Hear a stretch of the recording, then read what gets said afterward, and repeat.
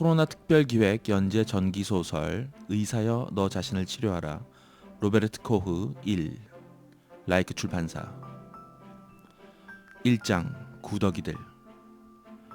로베르트는 선생님의 책상 위 유리병을 가까이에서 뚫어져라 쳐다보았다. 끔찍한 악취에 압도된 대부분 그의 친구들과는 달리 그는 썩어가는 고기 냄새와 뒤틀거리는 구더기들이 과학의 길을 가로막도록 내버려 둘 수는 없었다.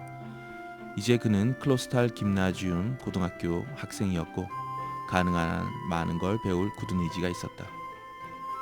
레어러 선생님은 유리병 위로 우뚝 선 채 학생들을 내려다보셨다.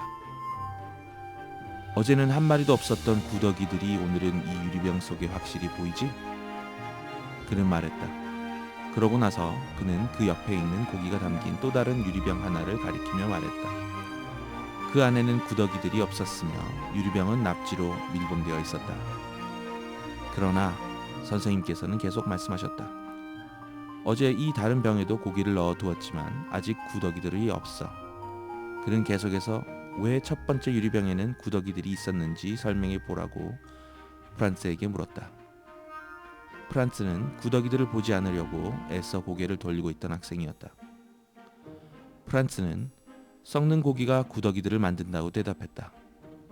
레어러 선생님은 그것이 실제로 수백 년간 인정되어 온 과학적 이론이라고 대답했다.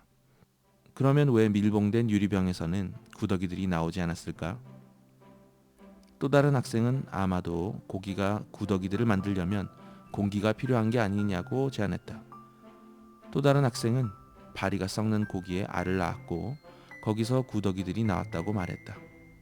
물론 밀봉된 유리병에는 바리가 들어갈 수 없으므로 구더기들이 없었다.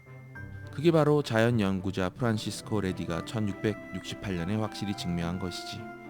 그래서 전혀 신비스러울 게 없단다. 그러나 여러분에게 보여주고 싶은 게 또 하나 있어. 헤르레으러는 학자답게 눈썹에 힘을 주며 말했다. 선생님은 학생들을 이끌고 긴 의자가 놓인 방의 반대편 쪽으로 갔다. 그 위에는 액체가 담긴 2개의 접시가 올려져 있었는데 2개의 접시 중 하나는 유리판으로 밀봉되어 있었다. 거기에는 또 한 가지 이상하게 보이는 기묘한 기계가 있었다. 레으러 선생님은 그것이 친구한테서 빌려온 현미경이라고 설명했다. 그 물건은 물체를 엄청나게 확대하는 데 사용하는 것이었다. 2개의 접시에 담긴 액체는 끓인 물이었다. 물은 아직 뜨거웠지만 접시 하나는 밀봉되어 있었고 또 하나는 열려 있었다. 그는 열린 접시 하나를 현미경 아래에 두고 렌즈를 조절한 뒤 그 안을 들여다보았다.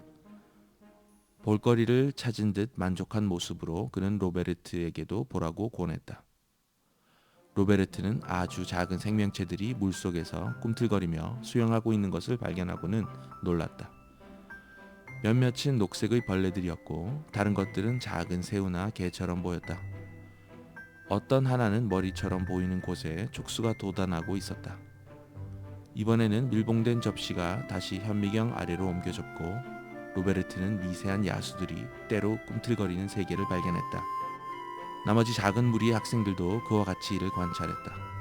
레어러 선생님은 소년들에게 왜 열린 용기와 밀봉된 용기 두 곳에서 생명체들이 북적거리는지 물었다.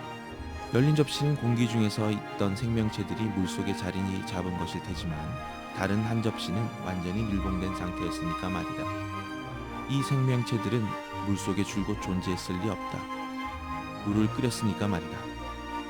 소년들, 특히 로베르트는 선생님께서 미스터리를 풀어주실까 하고 고개를 들어 그의 선생님을 응시했다.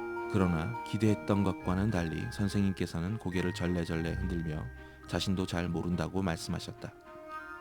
이 문제는 유럽 최고의 지성인들도 곤란하게 만들었다. 아마도 그는 말했다. 그 생명체들은 물속에서 생겨난 건지도 모르겠구나. 그리고 아마도 너희들 중 한 명이 그가 말했다. 언젠가 그 해답을 발견할 것이다. 참고, 이 글에 대한 저작권은 라이크 출판사가 소유하고 있습니다. 상업적 목적의 무단 복제 및 배포는 불가합니다.